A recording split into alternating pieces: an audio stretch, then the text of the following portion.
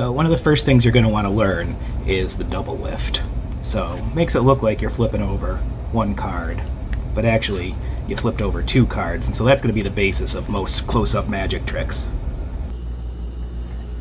Dude, aren't you supposed to be doing a close-up repair clinic? I thought it was supposed to be a close-up magic clinic. Dude, I've got Jessica's email right here, and it definitely says to do a repair clinic, not a magic clinic. Well,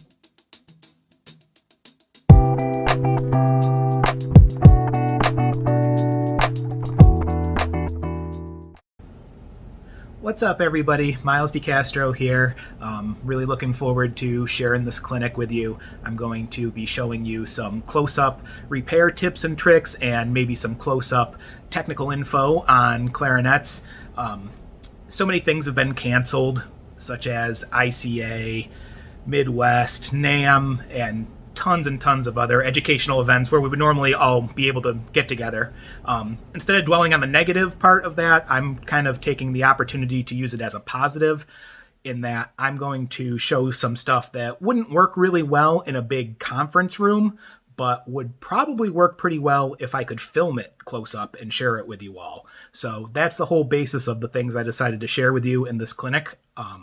Thanks so much for watching it, and I hope you enjoy. Sometimes we'll be in a situation where we have loose rings on the clarinet, loose socket rings. These are socket rings, by the way. You hear people call them tenon rings all the time. That part there, that's the socket. So this is a socket ring, not a tenon ring. So these will be loose because the wood has shrunk from temperature or more likely from drying out. This is a buffet festival that the student who owns it is a senior in college, and he says he has never had it worked on. So when it came in, the ring would just fall off with gravity. It had shrunk so much, he had never had it oiled or anything. So this has already been through the cleaning and oiling process, and it got way better. At least gravity doesn't take the ring off. But I still don't like that I can pull it off by hand. The barrel's taken all the oil it's going to take. It's expanded back as close to its original size as it's going to get, and it still didn't quite make it all the way to the original size. We can tell because the ring, of course, that's not going to be affected by moisture, so the ring is still original size, but the wood didn't quite make it. So I want to shim that to take up that extra space there, just to give it as much support as possible.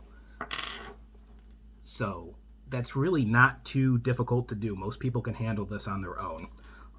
Just take a regular old piece of paper, cut yourself off a little slice. This one's close, so I don't need much. If I was trying to do this back when I could just, when it would drop off just with gravity, I would probably get a piece of paper that could go, maybe halfway around. I'd probably get a pretty big strip.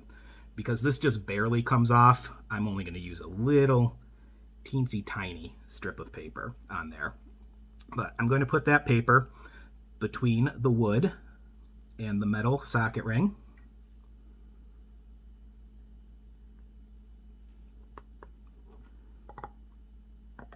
I'm going to push it down. And now I cannot twist that anymore.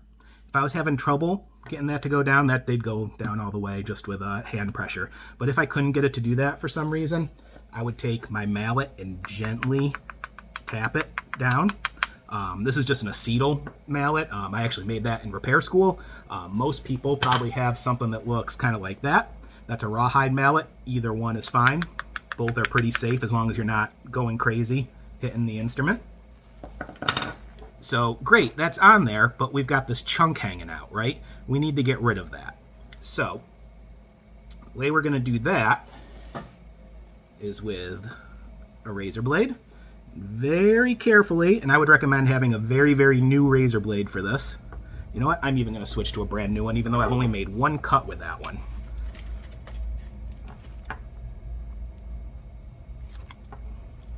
So brand new razor blade.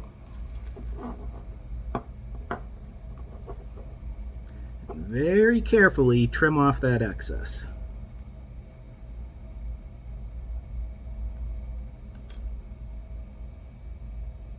I still got a little tiny bit sticking out there.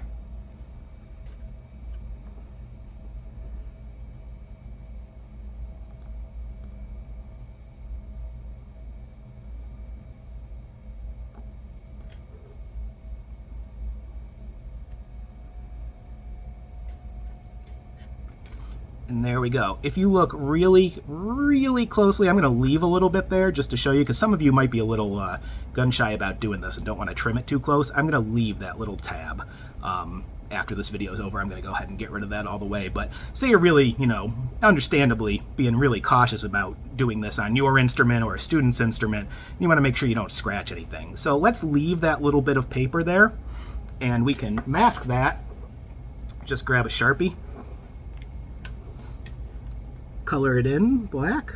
Nobody will ever notice. And I'm purposely going to get sloppy with this because I want to show you how to clean up if you get some Sharpie on the ring or on the wood itself. Very easy to get rid of. So I'm doing this way more sloppily than I normally would, but there we go. So can't see the paper anymore, but oh, I got Sharpie on the wood, I got Sharpie on the ring. How are we going to get rid of that? Grab yourself a soft rag. I like these blue automotive cleanup paper towels. And I use denatured alcohol. Either denatured alcohol or rubbing alcohol would work just fine. I'm going to put some of that on my rag.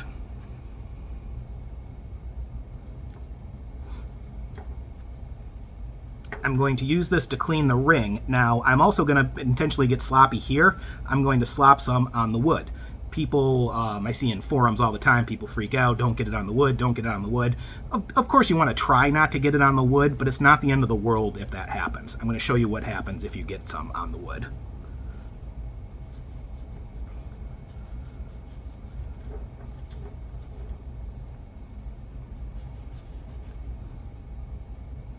So there we go. Sharpie is gone. But I got some denatured alcohol on the wood, and that's going to dry it out. I just took a lot of care to clean and oil this thing. I don't want it to be drying out on me right now. So the way I'm going to take care of that is I just want to hydrate the area. And how do we hydrate the area? Bore oil, just like any time that we want to hydrate our clarinets. So a little bore oil on the rag.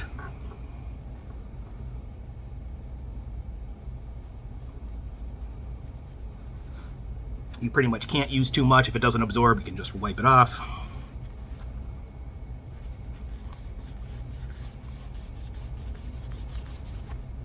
Kind of blend it in all around there, so one spot's not more hydrated than the rest. And there you go. You've got a beautifully refit socket ring that won't come off. So let's say the cork falls off your clarinet 5 minutes before the big concert. You have no time to replace that cork. You're going to have to improvise. And you're going to improvise with tape. I've got 5 different kinds of tape here. 2 of which are acceptable to use on the clarinet, 3 of which are not. What do you think? We've got packing tape, duct tape, painter's tape, electrical tape, and plumber's tape. We got to get rid of 3 of them. We're keeping 2. Duct tape is probably the first one you're thinking of. That's correct. It even says, if you read inside there, it actually says, do not use on flutes. Well, you shouldn't use it on clarinets either. So let's get rid of that. Packing tape, surely you jest. That's gone too. So what one are we going to get rid of? I say get rid of electrical tape. It's just a little too sticky and a little too residuey. I don't like it for this purpose, so we will get rid of it. My 2 choices are painter's tape and plumber's tape. Plumber's tape is also often known as PTFE tape or Teflon tape. Any of those names, it's good stuff. And I like it if we're repairing a cork. So if a cork is still there, or maybe just a chunk of it's missing, or it's too loose, I like it for that. Painter's tape, if you've been to any of my clinics, you've probably seen me replace a tenon cork, or maybe I've even had you do it. So, totally acceptable solution when you're in a hot rush and just need to make it work right now. Teflon tape I really like if the cork is still there, but there's something wrong with it. So let's say the bell's too loose. Right? That's going to wiggle right off there. It's barely hanging on. That's where I like a few layers of this stuff.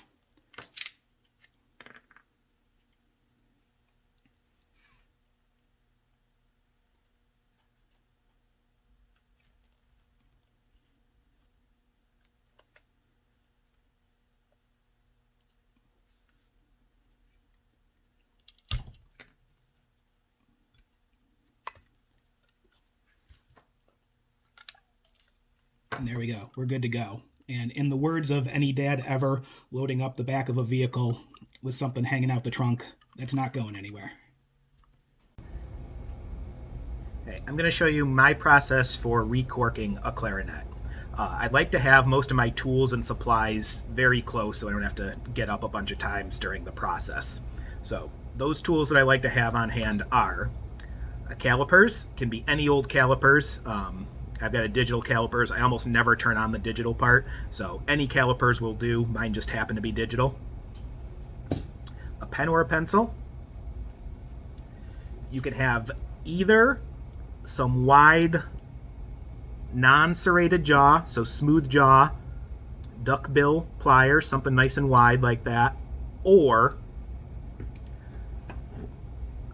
a big mallet and an anvil. We'll go over why it's one or the other of those two things in just a couple minutes. Straight edge, a new razor blade, paraffin wax, contact cement, and thinner for said contact cement,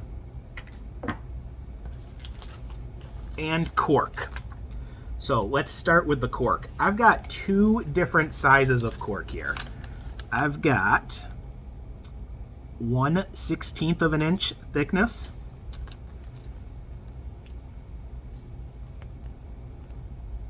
and I've got 3/64 of an inch thickness. So only 1/64 of an inch difference in the thickness of the cork. So why do I have two?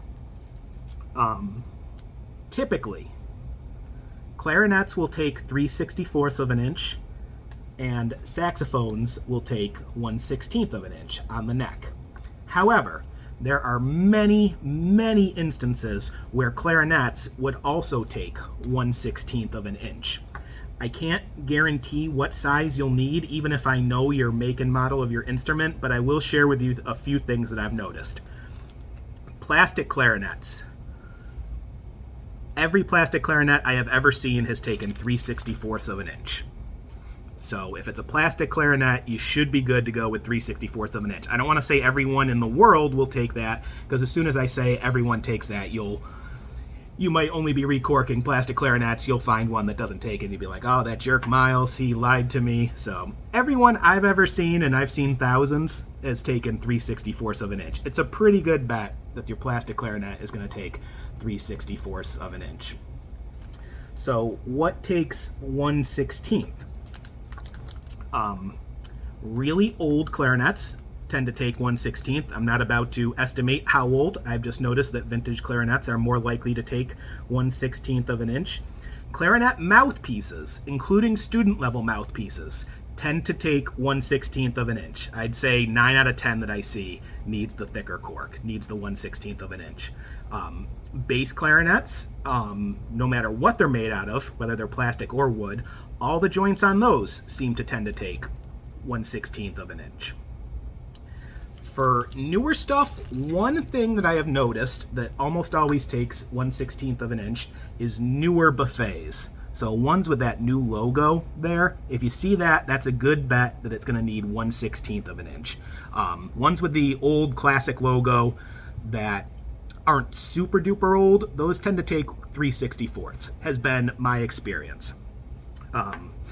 If you're not sure, do the bigger cork, because it's just going to take you a little bit of extra time sanding at the end. So when in doubt, do the 1/16 of an inch, and you'll just have to spend a few extra minutes sanding at the end. If you do a cork that's too small, So if I were to put a 3/64 on this one, say it's going to be too small at the end and I have to do everything over again. I would way rather sand a little bit extra than to have to redo the entire process over again. So that's my spiel on cork sizes. So 3/64, you're out of here. 1/16, you're in. So I need to determine how wide of a strip I need to cut. I don't care what the actual measurement is. You can get this measurement in a variety of different ways. I think by far the easiest and most accurate way to do it is to use a calipers. You want to use like the inside measuring part of the tool, and I am going to measure that. And then just about all calipers, no matter how basic or fancy they are, will have a little screw of some sort there. I'm going to lock that in. And I'm going to double check that because I need that size to be accurate there. So I want to make sure I didn't move it a little bit when I locked it in. We're good. I'm happy with that. Notice I haven't even turned on the digital part. 9 times out of 10 when I'm using these, especially for corks, I just want to get that measurement. I care that I have that. I don't care what the number is. So I'm going to take my piece of cork. It looks like I've been cutting on this end already, so I'm going to start on this end. I am going to measure that. Take my pen and draw a little mark indicating the distance between the edge of the cork and how wide I need the strip of cork to be.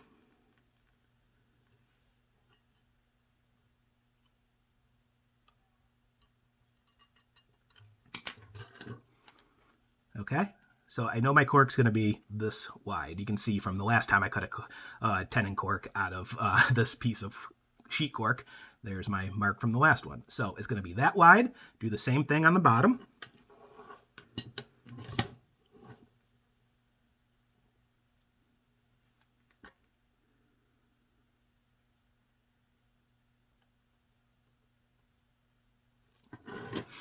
So there we go. Now, you don't need to draw a line or anything to connect them. You will simply use your straight edge to connect the dots. Fresh razor blade. Take your time here setting up your straight edge. Now I'm holding this down pretty tightly with my hand, and then with my other hand I'm going to use kind of the corner of the razor blade, and I'm going to be leaning in ever so slightly into the straight edge to make sure I'm like leaning up against that, and I'll get a nice straight cut.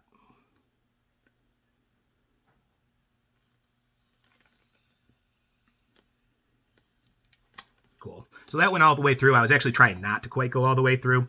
You might not go all the way through. You'll just have a perforation there. Just rock it back and forth, and it'll break off cleanly. So don't like try to tug it out. If it's still kind of hanging by a thread there, just rock it and it'll go and snap right off.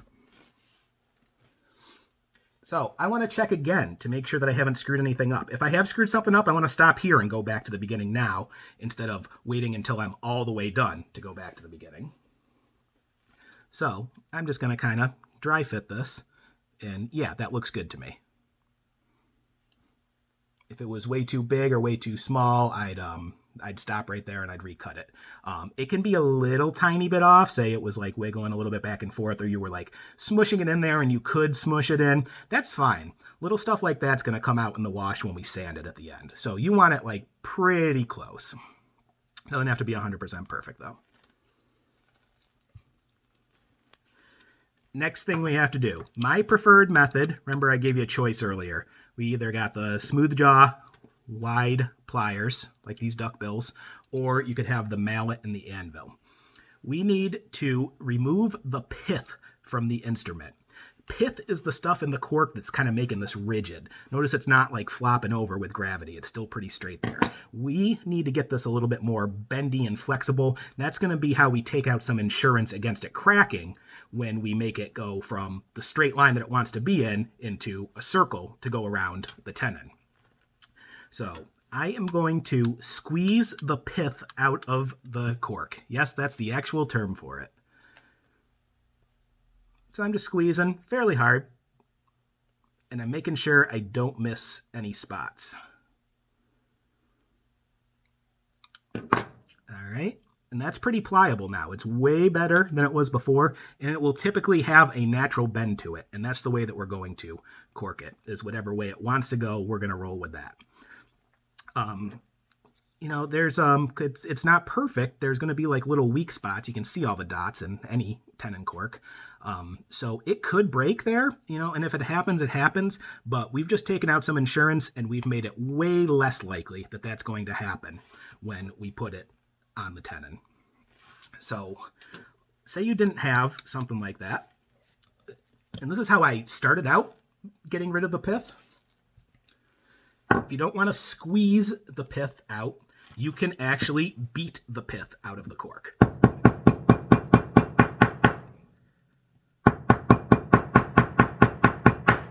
It does essentially the same thing. And I started out doing it this way, but I like squeezing it a lot better because I can really keep track of where I've squeezed, whereas hitting it, it's way better than nothing, but there's no way to guarantee that I've hit every last little bit on here. I don't know exactly where the mallet is striking the cork or anything like that, so I prefer squeezing when possible. It also only takes one tool instead of two, so it's a little quicker.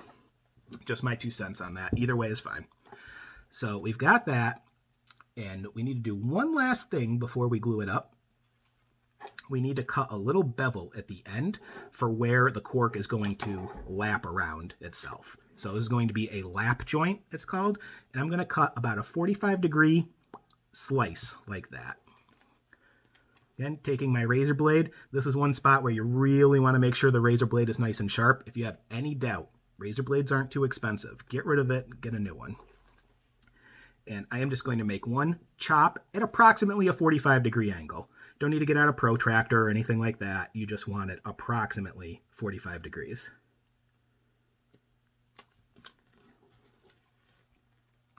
So there you go, about a 45-degree cut. So let's get it glued up. We're going to use contact cement for this. I'm bougie, so I use kind of fancy designer contact cement that I get from J.L. Smith. This is called Barge contact cement. If you're not doing a ton of corks, the cheapest bottle you can find at your local hardware store is totally fine. Whatever kind you get, I would recommend that it has a brush top can. That makes things way, way easier. So the brush is already built in.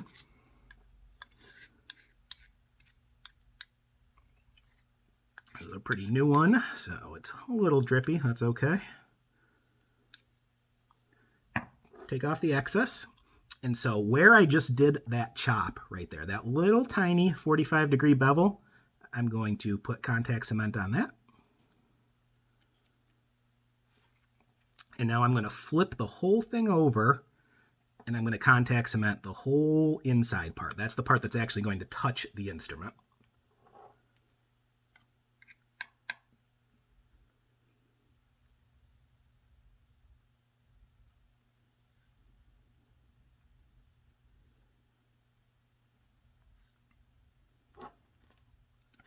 I'm going for about the thinnest layer I can do while ensuring that I've covered everywhere.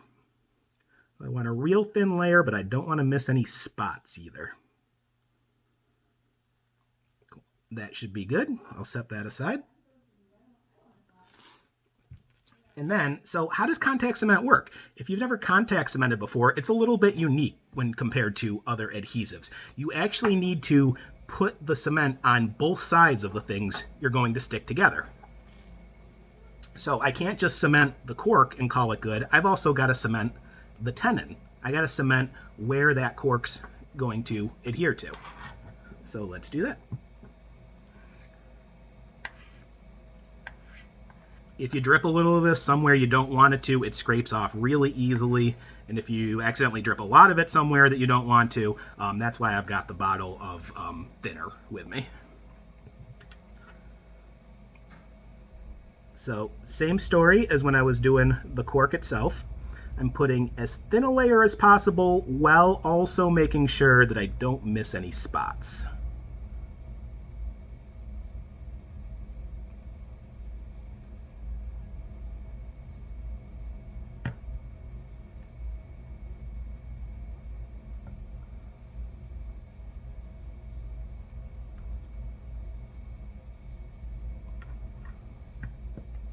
think we're good. Yeah, okay, I'm happy with that. So another way that contact cement is unique is most adhesives, you would want to work with it while it's wet, right? You don't want to let the glue dry before trying to stick the pieces together. Contact cement is definitely unique because you do need to let it dry. So use the manufacturer's recommendations. Barge recommends 10 minutes of dry time. So I am going to let this dry before I stick it together. It's not like it's ruined if you waited 11 minutes. I've even waited a few hours and it is totally fine. The one thing you want to make sure is you don't want to rush it. So go fix something else, go play some scales, go answer a few emails, but do something so you're not tempted to stick this together too early. Set a timer if you need to, because if you stick it together too early and it doesn't stay, you're right back to square one. You're never going to be able to salvage it. So make sure that you wait at least 10 minutes. Okay, it's been over 10 minutes. I'm ready to put the cork on, and the only tool that I'm going to need for this stage is my straight edge. So I'm going to take that bevel. I'm going to go on the back side of the clarinet, the part that you won't be able to see when the clarinet is lying in the case. Functionally, this makes absolutely no difference. It just makes it look nicer. So when the instrument's sitting there, we won't be able to see the seam. We're going to barely be able to see the seam anyway, but I want that seam on the downside just so the clarinet looks as nice as possible when it's sitting there in the case. So starting on the back side, going to get it started there. And now remember, there's contact cement on that bevel, right? That was the first thing we contact cemented. I don't want to take my dirty, greasy, oily finger and touch the contact cement because that could compromise the integrity there. There's only a little tiny bevel, and that's what's going to hold the whole thing together once it wraps all the way around. So I'm going to take my straight edge, and I'm going to use the straight edge to kind of push that down.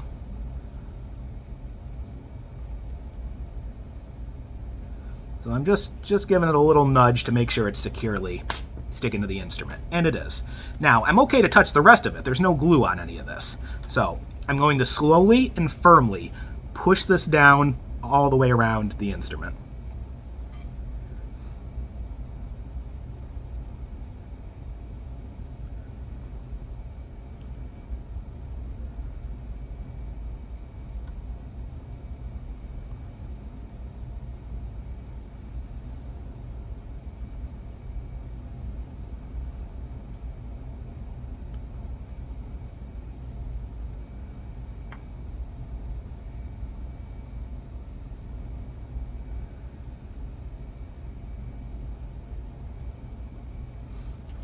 Cool, we're there. So I guess I lied, there is two tools you need for this. You do need still a nice sharp razor blade to cut off the tail there.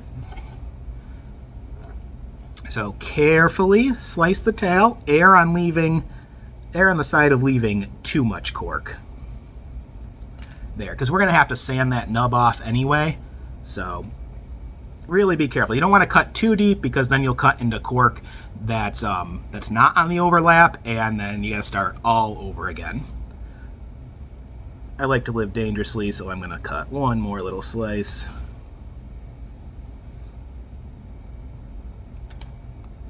There we go. So the cork is on, and all we have to do now is get it sanded and fit to the bell.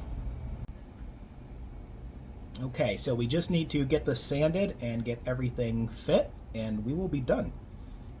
So 3 things I'm going to use for this step are, this is called a bench peg. It just goes into the side of my workbench, and that's what's going to allow me to keep both hands free while I sand the instrument. The cork on the instrument, of course, try not to sand the instrument. A strip of sandpaper. I like 220 grit for this. I'm going to tear it to the size I want it. And then paraffin wax. That's going to be the very last thing we do to it. So I'm going to take the instrument and I'm going to rest it between my belly and the bench peg, and now I've got both hands free to work the instrument. I start out slowly getting rid of that nub from where we cut off the excess. And I'm going to get that nub nice. You're probably pretty much always going to be able to see it, but I don't want to be able to feel it. So once I can't really feel that anymore, now we're good. And now I really want to start thinking about making this the size that it needs to be so that the bell goes on easily. So I'm going to check the bell. It almost, if I really, really force this, I could probably get that on right now. It would be way, way too tight though, probably get stuck. So I definitely need to take a little bit off, but actually not too much here. So when you do this, be careful to not be sanding the shoulders. That's the edges here. It might be a metal tenon ring. This is the tenon ring, by the way, because this is the tenon. So when it's got a metal piece like that, that's the tenon ring. Or the shoulder. That's that little bit of wood with no cork on it between where the rest of the body kind of flares out and where the cork starts. So try really hard not to sand either of those. It's not the end of the world if you nick it once, but you don't want to take off too much material because then you're going to have a really bad fit and the bell's going to fall off no matter how good your cork is. I'm going to flip it over, sand a little bit on the other side.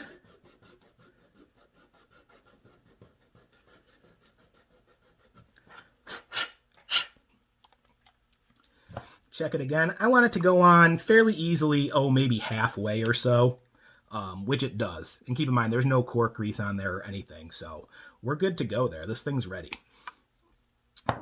My last step, just because it keeps it nice, makes it look nice, it keeps those pores from getting bigger over time, and it's going to make the cork last longer. It's also going to provide a barrier between the cork grease and getting through the cork down to the cement. Cork grease will actually break down the cement over time. So I want a barrier to that, so that's where my paraffin wax comes in. So I've just got a chunk of it here, and I'm just going to rub this on.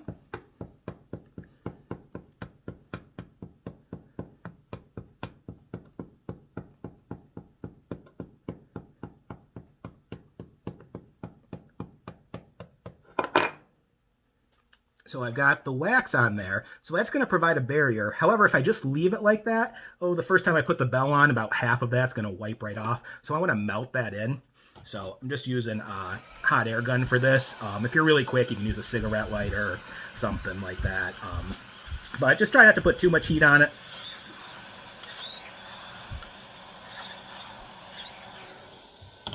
And that's it. So that wax is going to stay in place for a really long time now, and it's going to keep the cork nice and sealed up. Of course, we want some cork grease on it. I like Ultimax from Music Medic. They sell it in normal little tubs, but they also sell it in these syringes. It's really nice in the repair shop to have it in syringe form.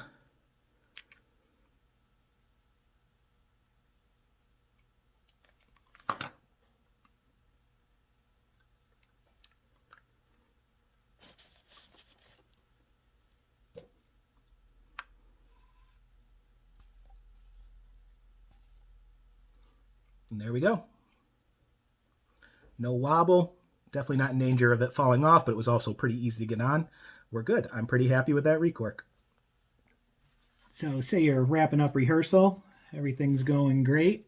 Just got to swab out my clarinet here. And all of a sudden, oh no, it's stuck. What are we going to do about that? First things first, do not panic. Please don't panic. You're going to turn a simple job into a complicated job and a cheap job into a really expensive job if you panic. If you start trying to cut things out or really muscle it through, that's when it's going to be a big problem. Something I would highly recommend keeping on hand that'll probably get you out of this situation about 9 out of 10 times. A set of these guys. This is a 7-inch alligator forceps. And what this guy can do for you is go right up the clarinet, hopefully grab the swab if you didn't panic and didn't get it too stuck, and pull it back out the way it came. All right, so yeah, if you ever get yourself out of that situation one time, these will have paid for themselves. So that's a 7-inch alligator forceps. They come in all different lengths. 7 inches should definitely cover you just about no matter where the swab gets stuck in the instrument. It should be plenty long. But they do make longer ones. I keep a 12-inch set, actually, in the shop at Crane for getting, sometimes you need it that long for getting swabs out of bassoons. So I do keep an even longer one on hand at Crane. I'm at home here, so I pretty much only work on clarinets, so 7 inches is plenty for what I need to do in the shop. Now, something that you could do to guarantee that you're never even in that situation to begin with is get yourself a swab that has a tail on the end, right? So if you're swabbing, putting it through, it's going through, it's going through, it's going through, oh, we're stuck, you can just grab the tail end and pull it back the way it came. BAM makes this one, the Case company. They actually make really nice swabs. I'm a big fan of them. So that'd be a cool thing to get. Or if you want to modify an existing swab, you can always just tie a piece of string, or sew a piece of string on the back end of it, and you can install your own tail on your swab. So what to do if you have a sticky clarinet pad? Typically the solution that I see is it always involves opening up the problem key, putting something between the key and the tone hole, letting the key close, and then sliding whatever the implement is out. And I would agree, that's the best way to do it. If there's a better way to take care of a sticky pad, I don't know what it is. Here are 4 of the most common things I see to alleviate a sticky pad, and I'm okay with 3 of them. There's one that's got to go. That's the dollar. There are so many problems with this. Dollars are filthy. First off, they're so dirty. You don't know what the person who was handling that dollar was doing before they handled it, and whether or not they washed their hands before handling it. So the dollar bill has got to go. Also, the theory behind the dollar is the way that the ink on American money reacts with pad leather. That's what frees up the stickiness. And it actually does do that a little bit. But notice I said pad leather. Do you have leather pads on your clarinet? Chances are you do not. I've got 5 different pads here, and leather is the least likely kind you are to have. Most clarinets come with traditional felt pads. So that's just felt wrapped in fish skin. That's all that guy is.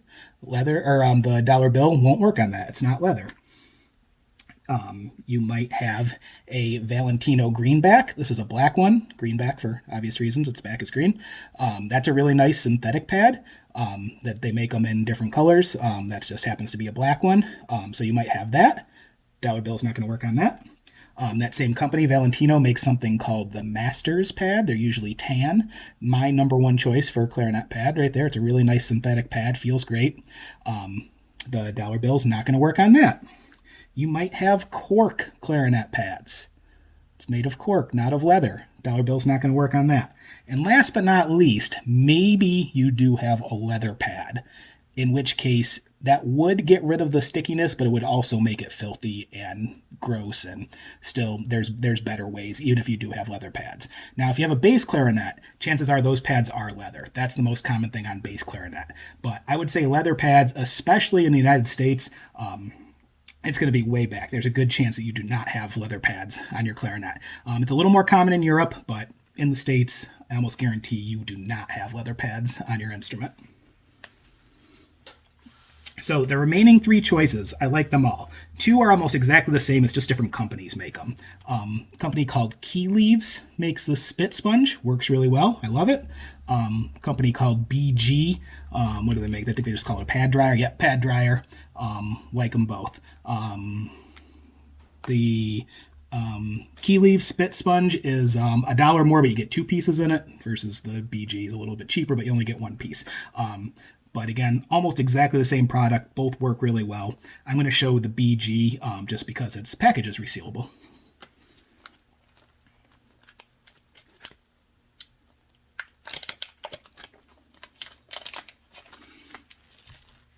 But it's just about as simple as you can imagine. Just going to lift up whatever the problem key is, put the pad dryer underneath it, and gently pull it out. Simple as that. And then something that's been my go-to for many years, and really it still is Yamaha powder paper. This seems to unstick any pad no matter how sticky it is.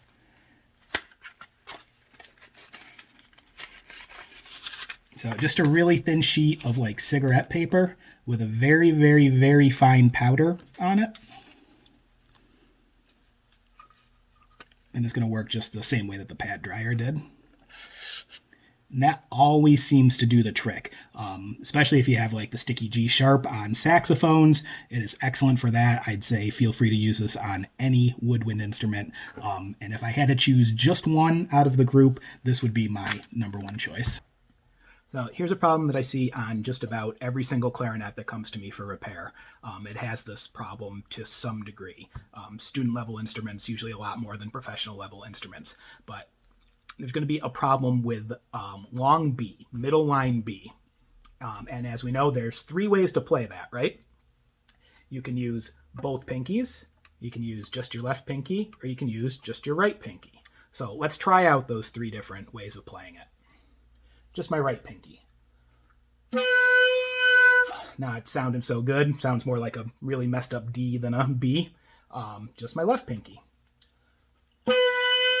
Okay, about the same. How about both pinkies? Curious. So, we know we don't have a pad leak. If there was something really wrong with the pads, we wouldn't be able to play it with any fingering. So the pads are okay. So what on earth is causing it to not work when we just use one pinky at a time? I'll do my best to show you here. So we've got what's called a regulation leak. Each of these pads is fine. They both hit fine on their own, but when they need to go down together, that's when they both don't hit at the same time. So the EB key, the bottom one, that's doing great. That's home. That's exactly where it should be. The FC key, it's not making it home. It's too good for its home. It's not making it all the way down there. So we need to make an adjustment. And this is an adjustment you can actually do with your bare hands, believe it or not. I'll do my best to get it on camera here. So the first thing you need to do is take your left hand index finger and make a claw like that. All right, the claw. That is going to go underneath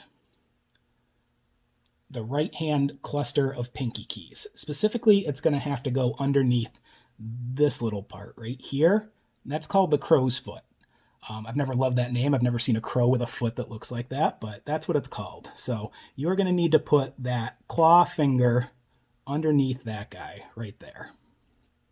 Just kind of wedge it in between the body of the clarinet and the crow's foot. With your right hand, thumb, you are going to force down the FC key here. All right, I'm going to put a fair amount of pressure on there, and that's going to bend the key back into place.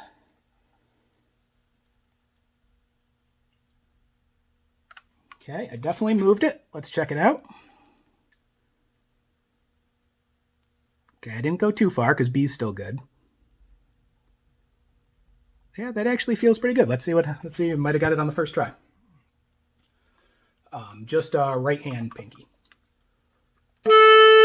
Hey, all right. Just left hand pinky. Now we know both pinkies is going to work.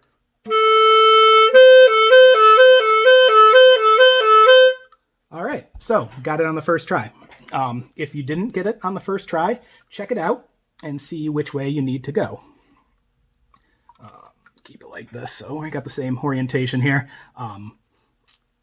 If there's like some squish here, like the lower keys not going down all the way, you went too far. If we had the same problem that we had before, this key isn't going down too far enough, keep doing what you were doing, all right? You need to bend that some more.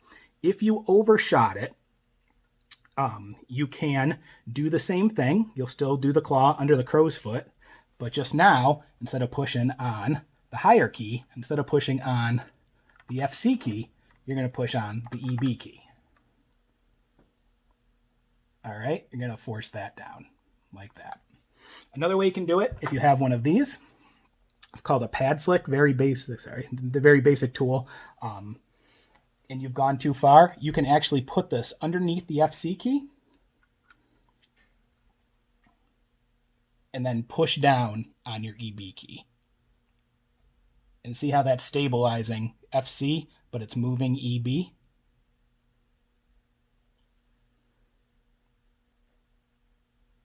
That's something else you can do if you go too far. And if you go too far in the reverse, you're back to step one. All right, you'll have the exact same problem, and you'll have to do the claw and pushing down on the FC key.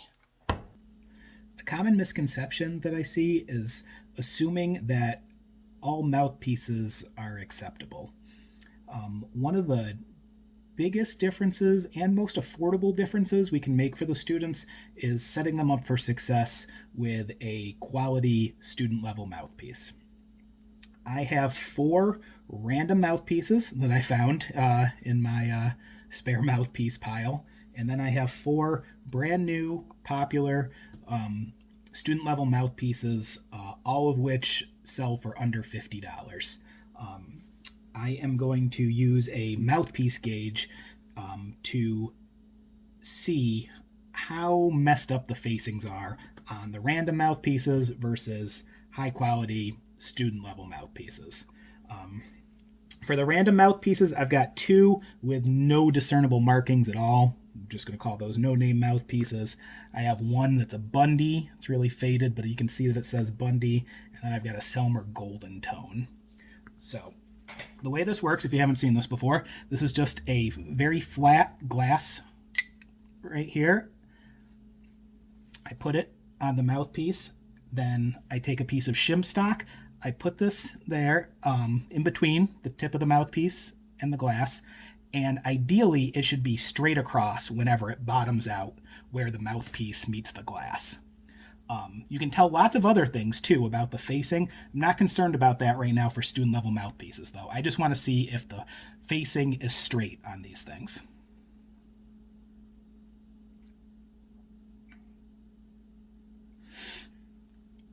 That one's not egregious, but it's definitely not straight. There's little number markings on here. Every dash is 2. So that goes from 28 on one side to 32 on the other side. So we'll call that off by 4. It's not egregious, but it's not good either. Mouthpiece, that was the Bundy, by the way. Mouthpiece number 2, no name. That's unplayable. A student could have the best clarinet in the world, and if that's the mouthpiece that came with it, they would have absolutely no chance of success. You could be the best teacher in the world, they could have all the best equipment, they could have all the best training, they would quit clarinet if that was their mouthpiece. And it would be solely because of that piece of the instrument. That was a no name. This is the Selmer Golden Tone.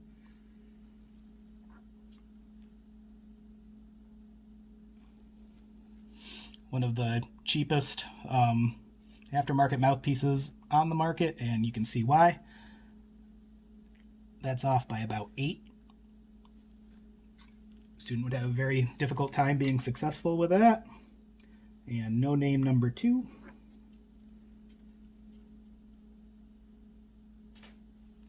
Not bad, actually.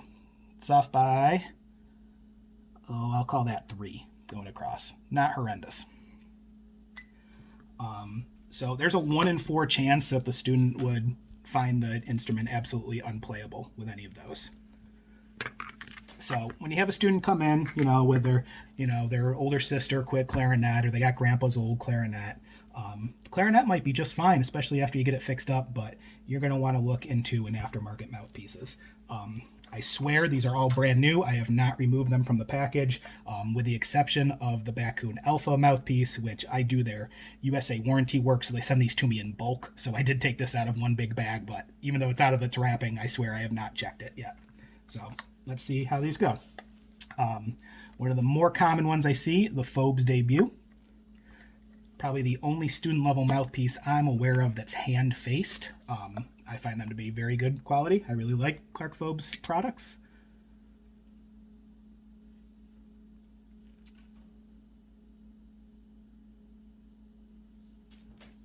That's off by 1 going across. For about a $30 mouthpiece, I'll take it. This is a Yamaha 4C, largest instrument manufacturer in the world. Very common to see a Yamaha 4C mouthpiece on a student level instrument.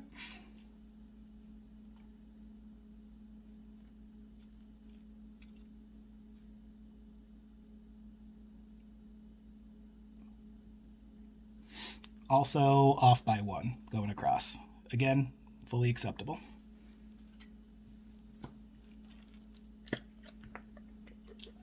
This is the Brad Bain Overture. Dr. Julianne Kirk-Doyle at the college really likes these. She recommends that her clarinet method students all buy one of these, and I have heard a lot of feedback from the students saying how much of a difference it makes with them being able to get their first few good sounds once they switch to one of these mouthpieces.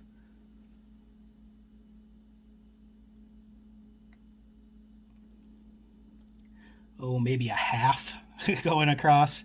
Very, very good.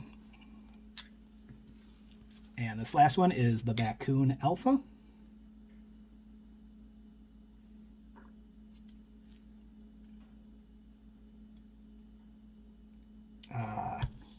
We have a perfect mouthpiece. That is exactly the same number on either end there. So, any of these four, the worst one of these was better than the best one of those. So just that small upgrade can really, really make a difference for the students. So whenever possible, if you can get them on a decent student level mouthpiece, please encourage them to do that. Sometimes something like this might happen.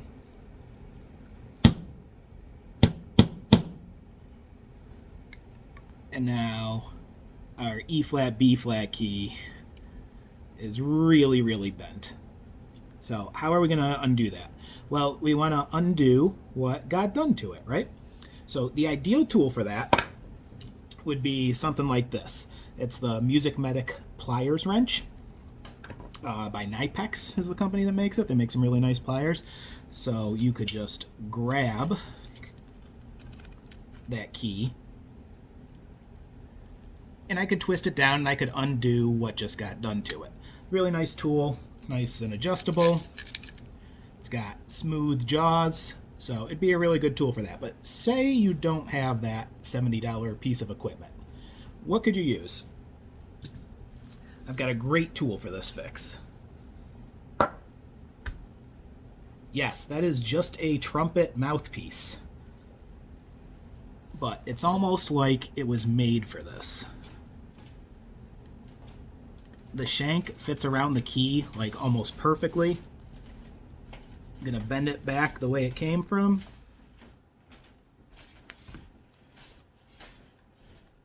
And we're back in business. You just saved yourself a trip to the repair shop at about $40. Finally, a useful purpose for brass mouthpieces. Thanks so much for taking the time to tune into my clinic. I want to thank Bakun Musical Services, Eastman Winds, all my friends and colleagues at the Crane School of Music, and of course ICA for putting this conference together. If you have any questions, please don't hesitate to reach out to me. All my contact info can be found on my website, northcountrywinds.com. Thank you.